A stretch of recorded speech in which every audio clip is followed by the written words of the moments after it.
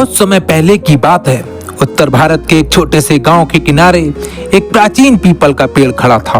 उसका तना इतना मोटा था कि 5 आदमी मिलकर भी उसको पूरी तरह घेर नहीं पाते थे। गांव वाले दिन में तो उसके नीचे आराम करते, लेकिन सूरज के बाद वहां कोई भी जाने की हिम्मत ना करता। कहा जाता है कई साल पहले उस पेड़ के नीचे एक औरत ने फांसी लगाकर अपनी जान दे दी थी। तभी से उसकी आत्मा वहां भटकती है। रात के समय वहां अक्सर रोने की आवाजें, पायल की छनक और हवा में फुसफुसाहट सुनाई देती है। गांव के बुजुर्ग हमेशा समझाते थे, बच्चों याद रखना, सूरज ढल जाने के बाद उस पेड़ के पास मत जाना। लेकिन जवान खून अक्सर बुजुर्गों की बात कहानी लगती है। गांव का एक लड़का था अजय। उसे भूत प्रेत पर जरा सा भी विश्वास नहीं था। एक दिन उसने अपने दोस्तों से कहा, ये सब झूठी बातें हैं, अगर सच में वहां भूत है तो आज रात मैं उस पेड़ के नीचे सोऊंगा।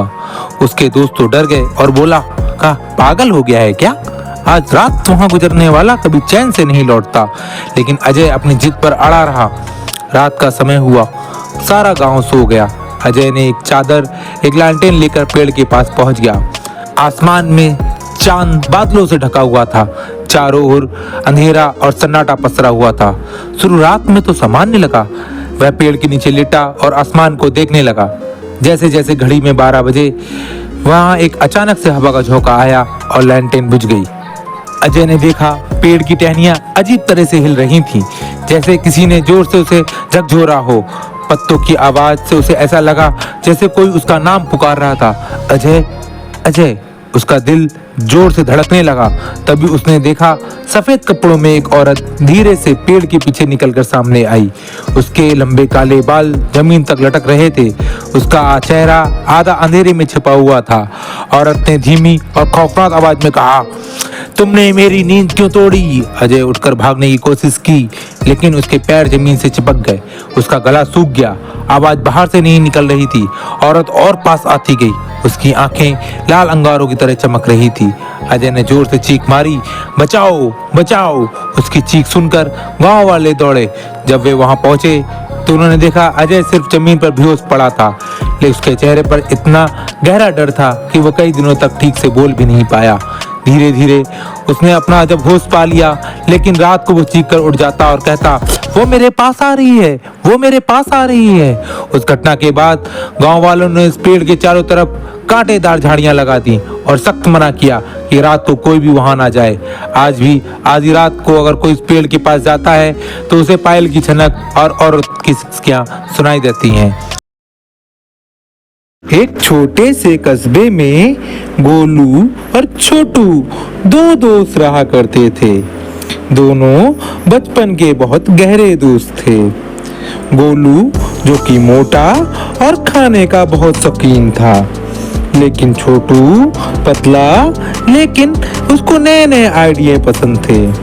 एक बार गोलू और छोटू कहीं जा रहे थे, तभी उन्हें तरबूजों का खेत देखा।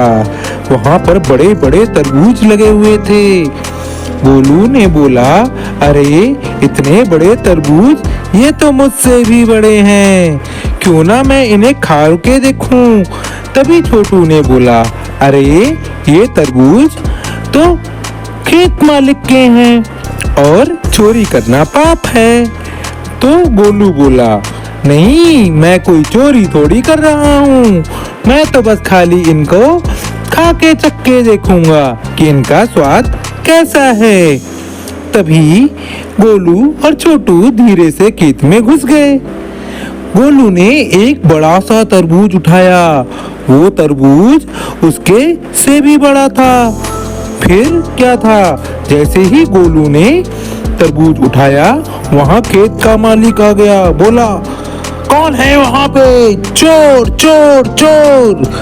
हड़बड़ाहट में छोटू तो पतला था, वो भाग गया, लेकिन गोलू वहीं पे तरबूज के साथ लुढ़कता हुआ आगे बढ़ने लगा और चिल्लाने लगा, अरे छोटू मुझे बचाओ, बचाओ छोटू मुझे बचाओ। इतने में खेत मालिक वहां पे आ गया। जब खेत मालिक वहां पे आया तो उसने देखा कि गोलू तरबूज के पास पड़ा हुआ है और तरबूज भी फूट गया है। फिर खेत मालिक ने बोला, देखो आज तो मैं तुम्हें छोड़ रहा हूँ, लेकिन अगली बार तुम्हें तरबूज चाहिए हो तो मुझसे पूछ लेना, और अब तुम ये तरबूज खा सकते हो।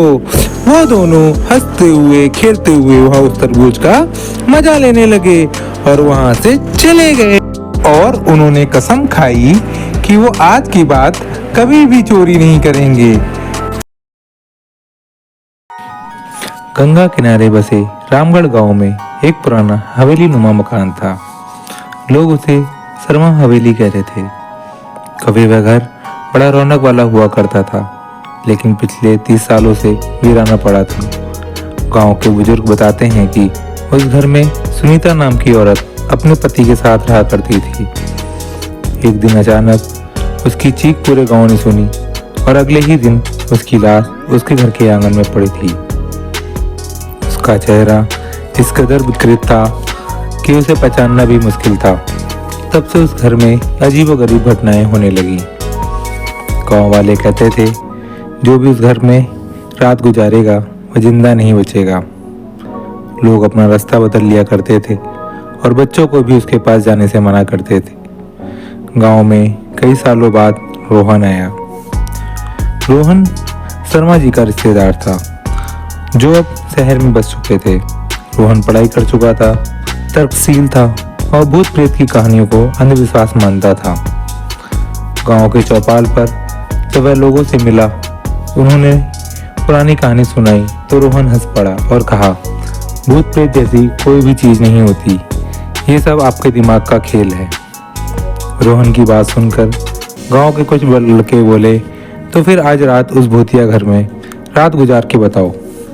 रोहन ने भी तुरंत हामी भर दी और कहा, ठीक है, आज रात मैं वहीं रहूँगा और सुबह वापस आकर बताऊँगा कि तुम सब गलत हो और वहाँ पर कुछ भी नहीं है। गांव वाले हैरान थे और डरे हुए थे। बुजुर्गों ने मना किया, लेकिन रोहन ने अपनी जिद पकड़ ली थी। रात को जब चांद पूरा था, आसमान में बादल तैर रहे थे, रोहन टॉर्च और बैग लेकर हवेली पहुंच गया। जैसे ही उसने हवेली का दरवाज़ा खोला तो एक तेज ठंडी हवा का झोंका उसको छू के चला गया। हवेली के अंदर रोहन ने देखा, चारों ओर जाले, टूटी खिड़कियां, दीवार का प्लास्टर उखड़ा हुआ पड़ा था। हवा के झोंके खिड़कियों को ठक ठक की आवाज़ कर रहे थे। रोहन ने कहा, कुछ नहीं है यहाँ, बस पुराना मकान है। वह सीढ़ी चढ़कर उस कमरे तक गया जहाँ पर कभी सुनीता रहती थी। कमरे में टूटा हुआ पलंग और एक आईना था, जिसकी सतह धुंधली हो चुकी थी। जैसे ही रोहन ने बैग रखा, अचानक उसको महसूस हुआ कि किसी ने धीरे से उसका नाम पुकार रहा है, रोहन, रोहन। उसका दिल जोर जोर से धड़कने लगा। उसने जैसे ही टॉर्च को घुमाया और चारों तरफ देखा कि सन्नाटा ही सन्नाटा है। वह बोला, कौन है वहाँ, सामने आओ। कोई जवाब नहीं आया। उसने खुद समझ लिया शायद हवा की आवाज़ होगी, लेकिन तभी उसे आईने में कुछ अजीब देखा कि उसकी परछाई मुस्कुरा रही है, लेकिन जबकि वह खुद गंभीर खड़ा था। अचानक कमरे का दरवाज़ा धड़ाम से बंद हो गया। रोहन भागकर दरवाज़ा खोलना चाहता था, लेकिन दरवाज़ा अंदर से जाम हो गया। अब हवा और भी तेज हो गई, खिड़कियां जोर जोर से बज रही थीं। रोहन को डर लगने लगा, लेकिन उसने खुद को संभाला और फिर उसके पीछे कदमों की आहट सुनाई देने लगी। वह पलटा तो वहाँ कोई नहीं था। रोहन ने जैसे आईने के सामने पहुंचा तो उसकी टॉर्च बंद हो गई। उस घर में गुप्त अंधेरा था। उस अंधेरे में एक औरत की कराती हुई आवाज़, तुम यहाँ क्यों आए हो, ये घर तुम्हारा नहीं है। टॉर्च दोबारा जली। रोहन की नज़रें जम गईं। आईने के पास एक औरत खड़ी थी, सफ़ेद साड़ी में, बिखरे बाल, चेहरा बिल्कुल सफ़ेद, आंखें खून जैसी लाल। रोहन जैसे ही उसको देखा, उसकी चीख निकल गई। रोहन दरवाजे की तरफ दौड़ा और पूरी ताकत से दरवाज़ा खोला। इस बार दरवाज़ा खुल गया। वह बाहर भाग गया, लेकिन गलियारे में सारे दरवाजे अपने आप बंद हो गए थे। अब हवेली में ठक ठक की हंसी आवाज़ें गूंजने लग गईं। रोहन ने जब पीछे मुड़कर देखा तो वह गेट पर खड़ी उसे घूर रही थी और धीरे धीरे मुस्कुरा रही थी। एक हरे भरे गांव में एक मोटी ताजी बकरी रहती थी जिसका नाम मोटू था। मोटू को खाने का इतना शौक था कि सुबह आँख खुलते ही सबसे पहले वह घास ढूंढती, फिर पत्तियाँ, फिर जो भी मिले उसे खा जाती। गांव के लोग हंसते हुए कहते, मोटू एक दिन तुम पूरा खेत चट कर जाओगी। मोटू बस अपनी बड़ी बड़ी गोल आंखें घुमाकर मिमियाते हुए कहती, खाना ही तो जिंदगी है। उसी गांव में एक तोता भी था जिसका नाम चटर मटर था। उसका नाम सुनकर अंदाजा ही हो जाता था कि वह कितना बोलता होगा। वह पेड़ पर बैठा हर किसी की बातें सुनता, फिर मजेदार अंदाज में दूसरों को सुनाता और हंसाता। गांव वाले कहते, अरे इस तोते से बच के रहो, यह तुम्हारी सारी बात सबको बता देगा। एक दिन गर्मी की सुबह मोटू तालाब के पास घास चर रही थी। चटर मटर ऊपर पेड़ पर बैठा था। तोते ने कहा, अरे बकरी बहन, यहाँ की घास तो पुरानी हो गई है, क्यों ना हम जंगल चलें, वहाँ ताजी और मीठी मीठी घास उगी है। मोटू घास चबाते हुए बोली, अरे घास अगर सच में मीठी है तो मैं अभी चलने के लिए तैयार हूँ।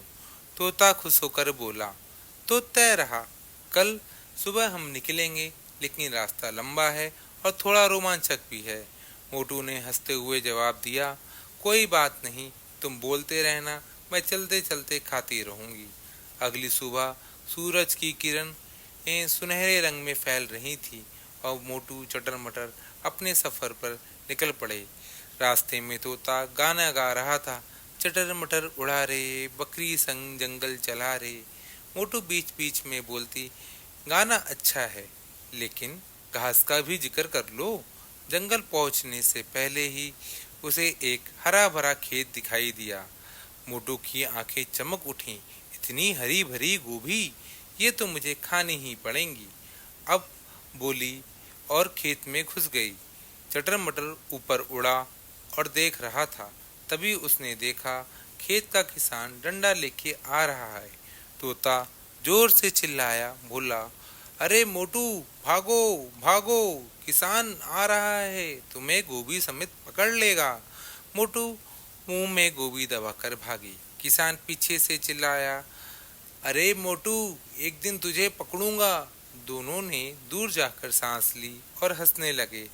आगे बढ़ते बढ़ते वे नदी किनारे पहुंचे। पानी साफ व ठंडा था। मोटू झुककर पानी पीने लगी, लेकिन उसका कान पानी में भीग गया। तोता हंसकर बोला, अरे अब कान धो के आई हो, मेरी बातें अच्छे से सुन पाओगी। मोटू मुंह बनाकर कहा, बातें तो मैं सुनूंगी, लेकिन पहले पेट भरूंगी। तोता उड़कर दूसरी तरफ चला गया और बोला, चलो छलांग मारो। मोटू ने हिम्मत जुटाई और तैरते हुए नदी पार कर ली।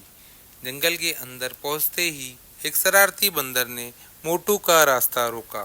बंदर ने कहा, अगर आगे जाना है तो पहले मेरे साथ रेस लगानी होगी।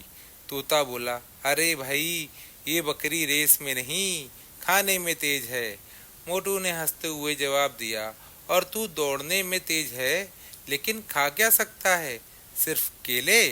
बंदर ने हंसते हुए रास्ता छोड़ दिया, लेकिन जाते जाते मोटू की पीठ पे एक केला रख दिया। मोटू बोली, अरे ये तो गिफ्ट मिल गया। जंगल के बीच में एक जगह घास का मैदान था। मोटू ने जैसे ही वहां कदम रखा, तोता जोर से चिल्लाया, रुको, मत जाओ आके। मोटू ने पूछा, क्यों, घास तो बहुत मीठी लग रही है। तोता ने समझाया, ये शिकारी का जाल है, अगर तुम अंदर गई तो फंस जाओगी। तोता नीचे उतरा, अपनी चोंच से जाल के कुछ हिस्से काट दिए और रास्ता सुरक्षित बना दिया। मोटू ने राहत की सांस ली और बोली, तुम्हारे बिना मैं कब की पकड़ी जा चुकी होती। आखिरकार शाम होते होते वे जंगल के उस हिस्से में पहुंच गए जहां पर इतनी मीठी घास थी कि मोटू ने कहा, अब मैं यहाँ हमेशा ही रह सकती हूँ। तोते ने हंसते हुए जवाब दिया, रहना तो ठीक है, लेकिन याद रखना, सिर्फ खाना ही जिंदगी नहीं, दोस्तों की बातें भी सुननी बहुत जरूरी होती है। मोटू ने सिर हिलाया, और तुम्हें याद रखना चाहिए, सिर्फ दोस्ती में सिर्फ बातें नहीं बल्कि मुश्किल समय में एक दूसरों की मदद करना भी असली दोस्ती है।